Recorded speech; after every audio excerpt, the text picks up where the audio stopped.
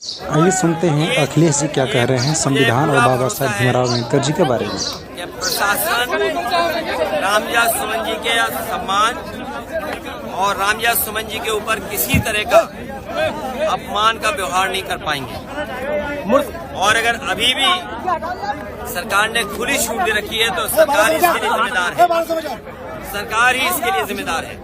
Party ने कार्यक्रम जो तय किया था 14 तारीख तक बाबा साहब भीमराव अम्बेडकर जी के बारे में और बाबा साहब भीमराव अम्बेडकर जी का जो जीवन का संघर्ष और किस तरीके से आज जो राजनीतिक परिस्थितियां बनी हैं जिसमें भारतीय जनता पार्टी एक एक कर करके एक एक फैसला लेकर के संविधान को किस तरीके से कमजोर कर रहे हैं। मैं बधाई देना चाहता हूं कार्यकर्ताओं को, नेताओं को, जिन्होंने बाबा साहब अम्बेडकर जी की प्रतिमा लगा करके ये संकल्प लिया है कि जो रास्ता बाबा साहब भीमराव अम्बेडकर जी ने दिखाया था उस रास्ते पे चल करके इस देश को और मजबूत बनाने का काम करेंगे।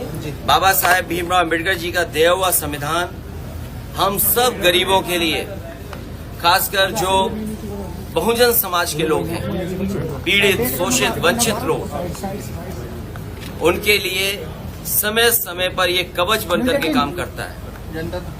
बाबा साहब भीमराव अम्बेडकर जी का दिया हुआ संविधान हमारे लिए, सबके लिए एक रास्ता दिखाता है कि जहां पर सम्मान के साथ जीवन जी सकेंगे। और उसी संविधान को भारतीय जनता पार्टी कमजोर करना चाहती है। हम सब मिलकर के बाबा साहब भीमराव अम्बेडकर जी के रास्ते पे चल करके, डॉक्टर लोहिया जी के रास्ते पे चल करके, और जो नेताजी ने संघर्ष का रास्ता समाजवाद को हाथ में दिया है, उन चीजों से परिवर्तन लाने का काम करेंगे।